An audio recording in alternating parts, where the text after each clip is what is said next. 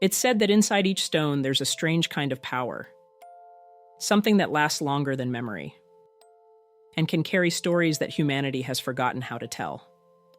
Across the world, buried in red clay, locked inside museum vaults, and scattered along lonely stretches of beach, there are objects that shouldn't exist. In this episode, the fourth part of our series on mysterious rocks and stones throughout history, we're tracing the thin line between the natural and the impossible, from South Africa's perfectly grooved Klerksdrop Spheres to New Zealand's haunting Moeraki Boulders. From the strange carved Lake Winnipesaukee mystery stone of New Hampshire to the Bronze Age deer stones of Mongolia. And finally to a single cursed gemstone in a London vault, the Delhi purple sapphire. Each one raises the same uneasy question. What if there's more to these stones than what we think? Welcome back to Fireside Unsolved, episode 213. The Strangest Rocks and Stones in History, part 4.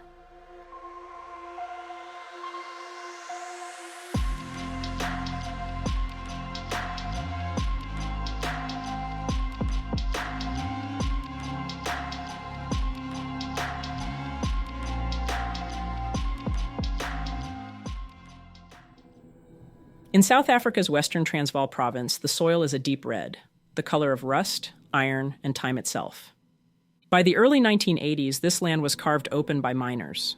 The air was thick with dust, and the ground was alive with the metallic hum of drills digging into the earth. They were searching for ore, but what they found instead was something that shouldn't exist.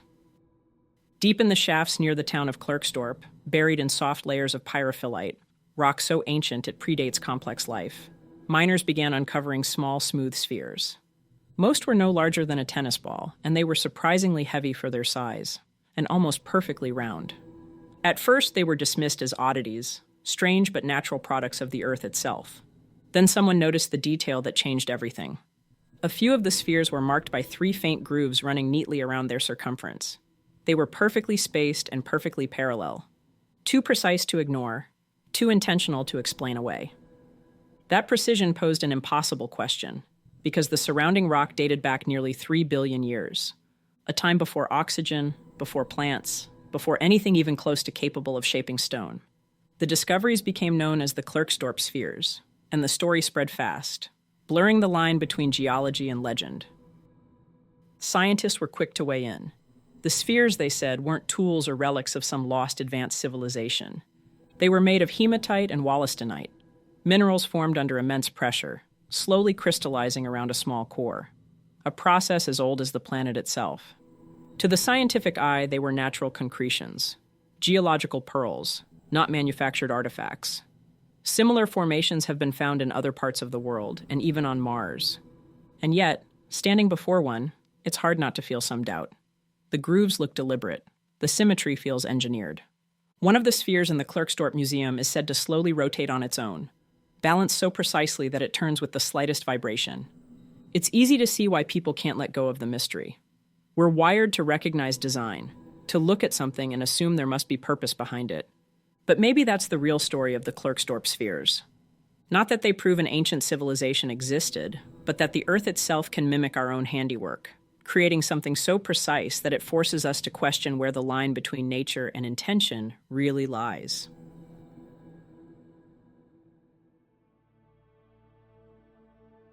Imagine a stretch of coastline so remote that the world itself seems to stop there. No traffic, no voices, just wind moving through the palms and the slow, rhythmic crash of waves rolling in from the Pacific. This is the eastern shore of New Zealand's South Island, Kokohe Beach, and here, the Earth has been keeping a secret for millions of years. The first time you see them, they don't quite look real. Dozens of near-perfect stone spheres scattered along the sand. Some small enough to cradle in your hands. Others massive, cracked, moss-covered, the size of small cars.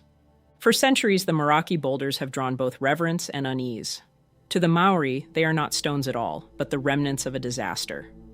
According to legend, they were once the cargo of the Erituru canoe, baskets of eel, gourds of water, calabashes of sweet potato, transformed to stone when the great vessel was wrecked on its voyage to Aotearoa. The story isn't just myth, it's memory, a story of loss and migration. But there's another version of the story, written in the language of geology. Around 60 million years ago, deep beneath the seabed, something began to happen. Minerals started gathering around small fragments of life: a shell, a leaf, a bone. Layer by layer, over endless time, those particles fused into spheres of calcite and mudstone. Eventually, the ocean began to claw into the cliffs that held them. One by one, the boulders emerged from the mud and rolled onto the sand, perfectly preserved. But what makes them so unsettling isn't just their symmetry, but their precision. Nature almost never produces such perfect geometry. Each one feels deliberate, like something designed, not grown over time. Geologists call them septarian concretions, but standing among them, that phrase feels inadequate. Because when you're there, the science of the stones fade and a strange feeling takes over. People don't just look at the Moeraki boulders, they touch them. Kids climb onto them.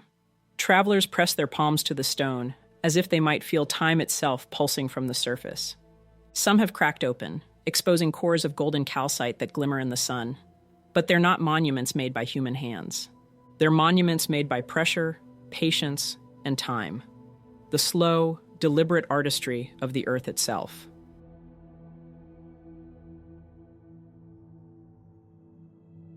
The year was 1872, and the shoreline of Lake Winnipesaukee was quiet. Just wind, water, and the scrape of shovels digging into damp earth. A small crew of men was digging post holes near the lake when one of their shovels hit something solid. 6 feet down, buried deep in unbroken clay, they unearthed a stone that stopped them cold. It wasn't big, about the size of an egg, but it was strange, perfectly smooth, polished. It didn't look like something that had been found in the earth. It looked made.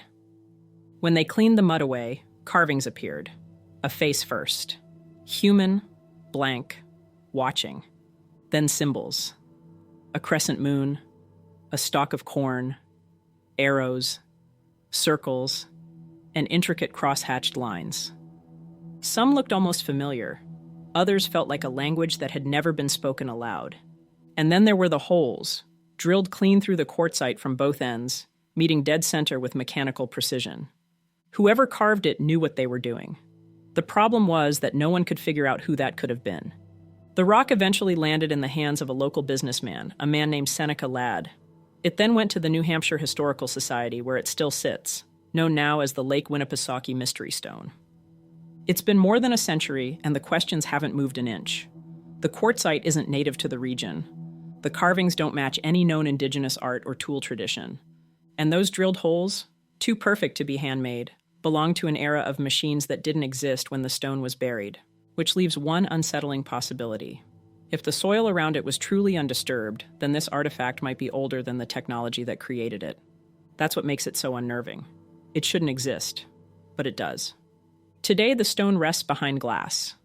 People lean in close, trying to make sense of the lines and faces carved into it. But the stone continues to offer nothing.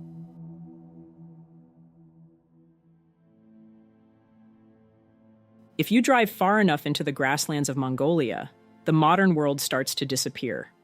There are no trees, no towns, just wind, the kind that makes you feel like something unseen touched you when it passes over your skin. And then, out of that emptiness, the stones appear. Tall, weathered, and unbelievably precise. Locals call them the deer stones. Archaeologists will tell you there are more than 1,000 of them scattered across Mongolia and into Siberia. Most date back to the Bronze Age, 3,000 years ago. But what they are, or what they were meant to be, no one really knows. Each one is carved with the same strange, repeating images. At the base, there are carvings of weapons, belts, and jewelry. Things from the life of the people that made the stones. Above them, there are carvings of deer caught mid-leap and antlers swirling upward. They're stylized, there's emotion in them. Archaeologists have theories that they were grave markers, or spiritual gateways. The deer were sacred to the nomadic people of the grasslands, and they represented the soul rising after death. It fits the logic of the layout. The practical earthly needs at the bottom, the spiritual at the top. But it's not just the carvings on the stones that unsettles people. It's the stones in totality. How the stones got there in the first place is a mystery unto itself. The granite was quarried miles away and dragged across the plains. The surfaces were then polished smooth before the carvings were made.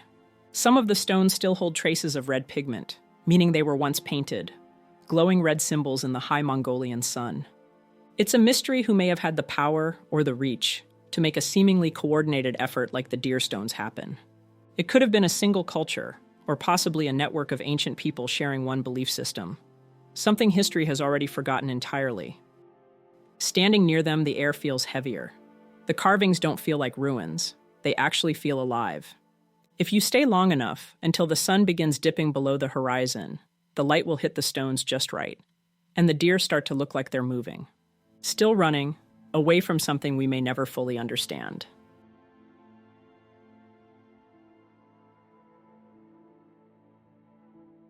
In the vaults of the Natural History Museum in London, there's a gem that isn't what it seems. Forget the name. The so-called Delhi purple sapphire isn't a sapphire at all. It's a violet amethyst. But this one doesn't shine.